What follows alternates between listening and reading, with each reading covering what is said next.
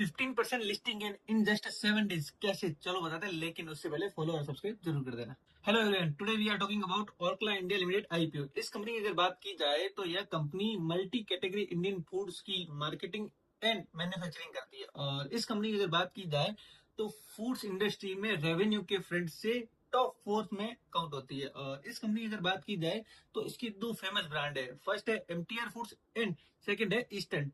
MTR foods अलग अलग food and beverage snacks वगैरह बनाती है, एंड ईस्टर्न की अगर बात की जाए तो वो मेनली फेमस है मसाले के बिजनेस में। इस कंपनी के आईपीओ डिटेल्स की अगर बात की जाए तो 29 अक्टूबर को आईपीओ ओपन होगा एंड 31 अक्टूबर को क्लोज होगा। और 3 नवंबर को इसका अलॉटमेंट आएगा एंड 6 नवंबर को इसकी लिस्टिंग हो जाएगी। और अगर आईपीओ साइज की बात की जाए तो 1670 करोड़ का आईपीओ, मतलब काफी अच्छा खासा इश्यू बड़ा है।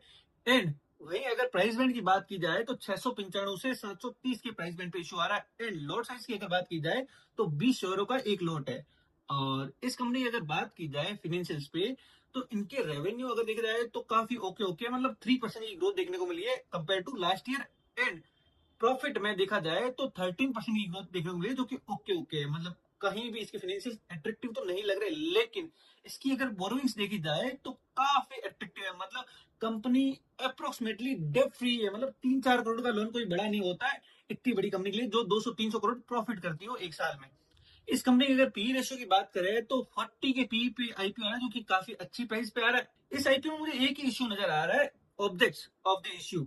इस आईपीओ के आने के पीछे का ऑब्जेक्ट क्या है, जो कंपनी ने ऑब्जेक्ट्स दिए वो मुझे सही नहीं लग रहा है। एक्चुअली कंपनी जुटा रही है 1700 करोड़, और इनके अगर ऑब्जेक्ट्स देखा जाए जैसे मैं ऊपर बता रहा हूँ तो सारे ऑब्जेक्ट्स में यही लिखा है कि ये अपने रजिस्ट्रार को देंगी या अपने आईपीओ फंड के रिलेटेड देंगी। मतलब ये आईपीओ आ रहा है उसी में पैसा देंगी, ये तो पॉसिबल ही नहीं है। उसमें जाएगा मैक्स टू मैक्स 50 करोड़ के आसपास, और कंपनी के पास 50 करोड़ देने के बाद भी 1600 करोड़ का एक बड़ा फंड बचता है। उसका कंपनी क्या यूज करेगी वो कंपनी नहीं बताया, और बोरोइंग्स अगर देखी जाए तो वो भी ज्यादा नहीं है। तो मतलब कुछ भी क्लियर मेंशन नहीं किया है कि कंपनी इस फंड को करेगी क्या। तो यह एक बड़ी दिक्कत है, और इसीलिए जीएमपी देखा जाए तो वो ज्यादा नहीं देखने को मिल रहा है।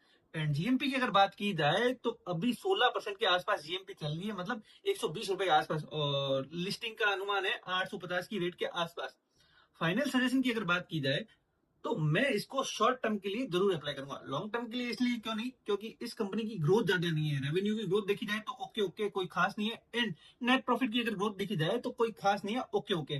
तो इसको शॉर्ट टर्म के लिए अप्लाई कर सकता हूँ, क्योंकि इश्यू सही आ रहा है, मतलब कंपनी भी काफी अच्छी है। एंड ओके ओके वैल्यूएशन पे आ रहा है, मतलब फुल्ली प्राइस तो है बट वैल्यूएशन कहीं ना कहीं गैप है इसका। तो हाँ, 15-20% लिस्टिंग इन आराम से मिल सकता है।